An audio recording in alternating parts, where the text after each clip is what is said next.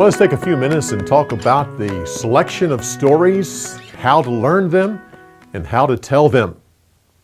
First of all, about the selection. We are going to be telling about a little over 100 stories in the 45 locations where they happen. And everyone in the group tells stories. We take the total number of people and we divide the stories up among them.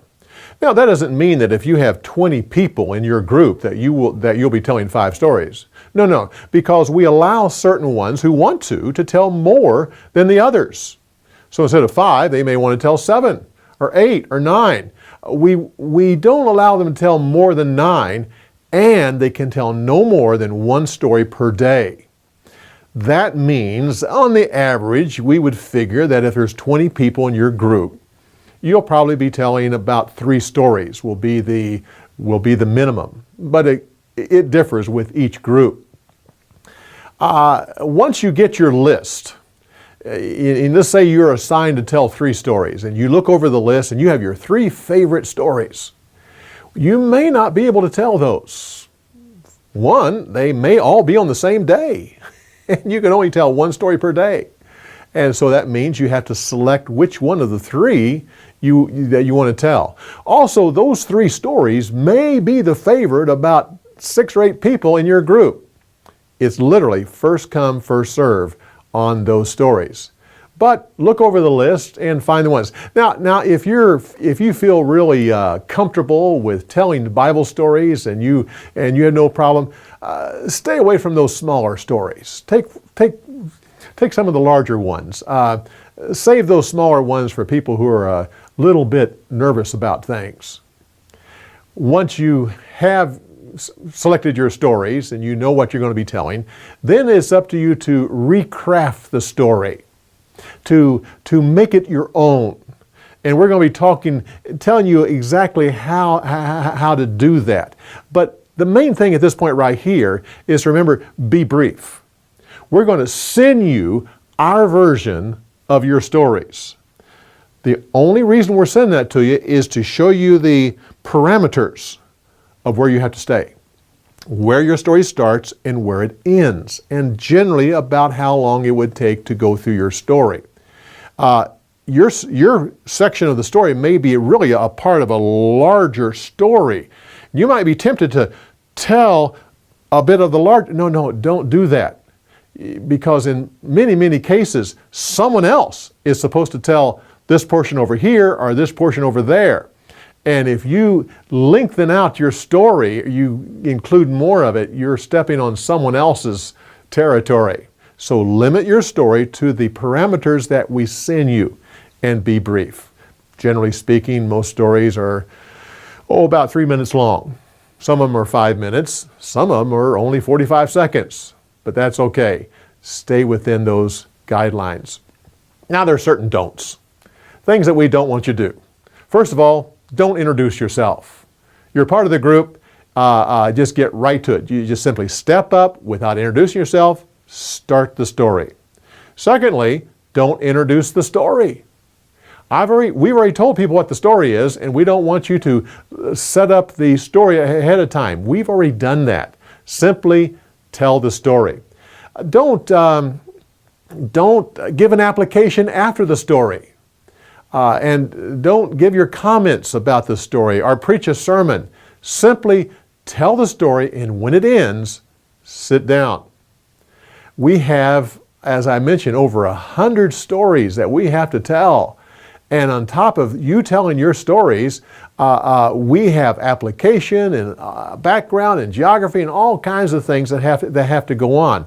And we just don't have the time for anything else but for you to tell your story. Now, at each site, as I mentioned, we will do several things. We will gather around the site. We will talk a little bit about the background of the story. We will talk about the history of the story. We'll talk about the customs of that day as best we know them.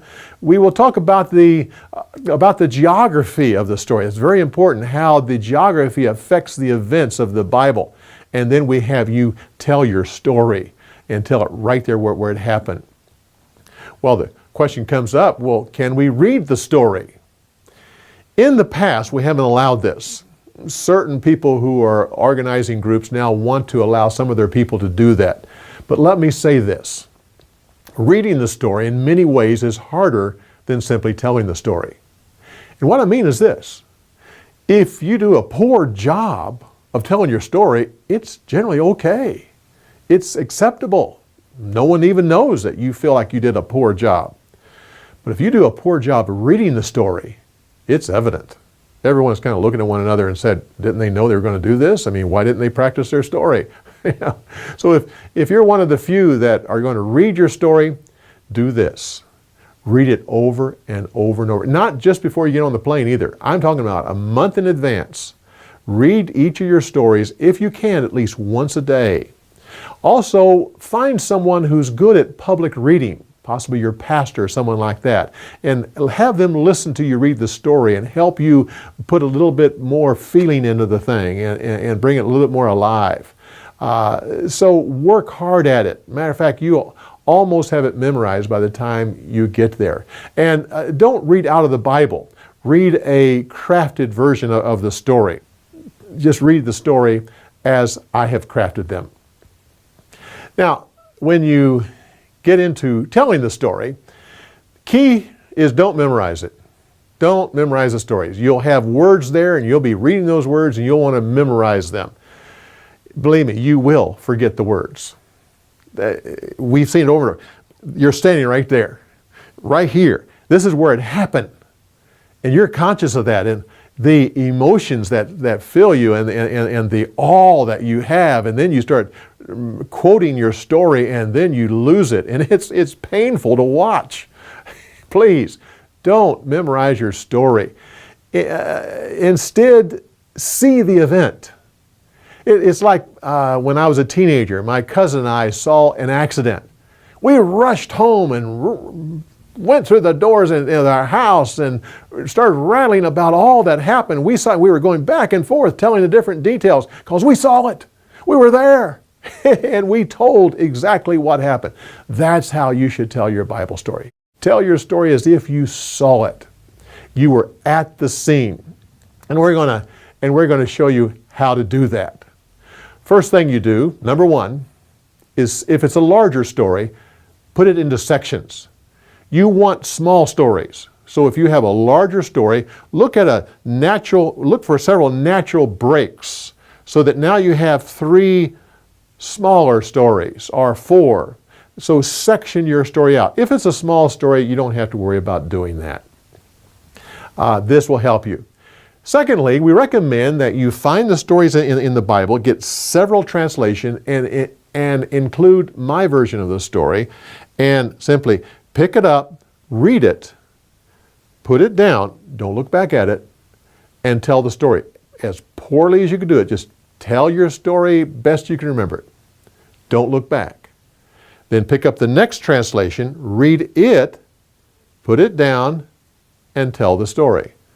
Pick up the next one and go through all 6 translations that way. What you're doing, you are crafting the story in your mind, but you're not being attached to any words. See, if you look back at any of the translations, then right away you're focusing on words. By going through 6 translations, you see that different words are used, and it helps you to start to craft the story in your mind. The next thing is take your story and color code several things. Color code all of the quotes. When anyone says anything or anything that you want to quote, put all of those in a particular color. Then go through and find all of the names and put that in a different color. By the way, if at all possible, reduce that down to 3 or 4 names. And you don't have to count certain names. Anything that's common, you don't have to count. Jerusalem, you don't have to count that. Bethlehem, Jesus, Joseph, Abraham. You don't have to count very, very common names. But bring it down as much as possible. And then everyone else refer to them in the story. Like for instance, in the story of Ruth, I have Naomi, Ruth, Boaz, and Moab. So I have 4 names. Everyone else is referred to as husband are sons, two sons, daughter-in-law, the other daughter-in-law, the close relative, just all kinds of other references, but only three names. Oh, at the end I do mention Obed. Now, if you want to mention all the names, that's fine. Some people can easily do that, and they want to do it. No one's going to remember all those names, but just feel free to do it if you want. So, the next thing, so first of all, you section out the story, making several smaller stories. Then you use several translations to go through the stories several times, seeing different ways they're said. Then you color code the quotes and the names. Next, you want to substitute the words with something else. This is what I call making your own cheat sheet. And literally, you can take this up in front and use it when you're telling the story. You're going to get a cheat sheet that doesn't require words, that doesn't use words. Here are some cheat sheets that you might want to use. First of all, drawings. You can go through your story and just make all kinds of lines and arrows and stick figures and just go through the whole thing and make this elaborate drawing. And then as you look at that drawing, you can remember the story as you're looking at what you put down. And once you do that, you want to move away from the text. That's now your cheat sheet. That's how you're going to review the story. Also, you can have the mental room. You can put your story at different places around a room that you know, so that couch right there represents some part of the story. And you look up and you see the picture that's above the couch, and that's another part of the story. And over there's a chair. And as you place your story around the room, then when you're over there, you're literally seeing that mental room, and you're telling your story as you simply go around the room. Also, hand gestures. Hand gestures is a great way, especially if there's a list. But remember that your hand gestures are to keep moving. You're not to put your hands down, but have them transition from one part to the other. Especially when you come to a list, like Ruth said to Naomi, I'm not leaving you. Don't make me go. I'm staying with you. And where you live, I'll live. Your people will be my people. Your God will be my God. And where you die, that's where I'll die and be buried. And only death will separate us. So that's how I remember that portion right there. Just a little hand gesture. That's my cheat sheet. So create your own.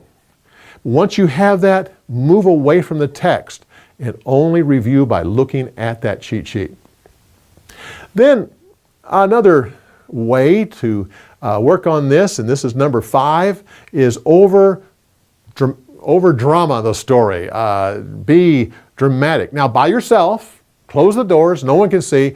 Go through your story and use the large muscles, walking around the room and moving your hands about, and facial expressions to the extreme. This will do two things.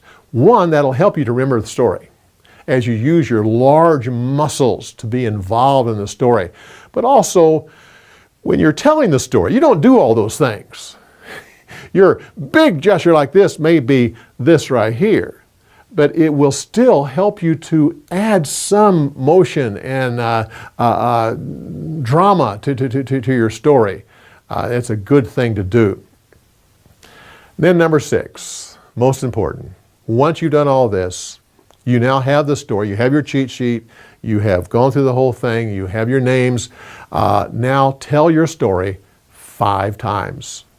Every story needs to be told 5 times. You have a child, a grandchild, a husband, wife, parent, aunt, uncle, grandparents, friends, small group, Sunday school class. It just doesn't matter.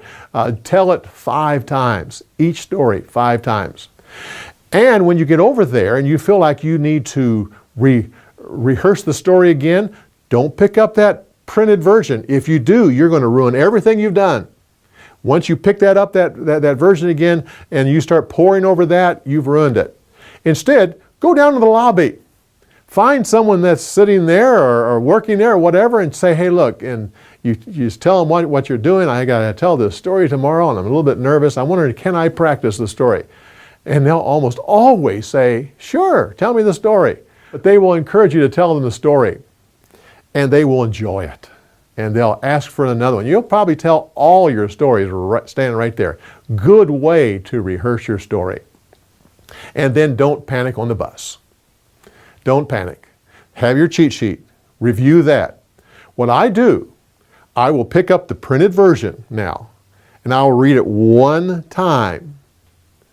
Just once. That's all. Then I'll close it, and I'll look at my cheat sheet, or whatever that is, my hand gestures, or my mental room, or how it is, and I'll just go through the story. Don't ruin your day by sitting in the back of the bus poring over those words. It ruins it. It literally will hurt you more than help you. It will not help you at all. It will only hurt you. Enjoy the tour. Get up and simply tell the story. And that brings me to this. Every story has a life of its own. As a professional storyteller, I've often gotten up and I've told a story and forgot something. And I sit down and I think, oh, I forgot to say that one section. Then I say to myself, every story has a life of its own. And that's what I was supposed to say. That was how to be. Now, I'll never forget that section again. Once I forget it, I'll have it for the rest of my life. But every story has a life of its own, and that's the way it is here. Do all this. Practice your stories. Tell it 5 times, and you will have a wonderful trip. You will not forget the story. You will do a great job. If you do all this, then I'll listen to you in Jerusalem.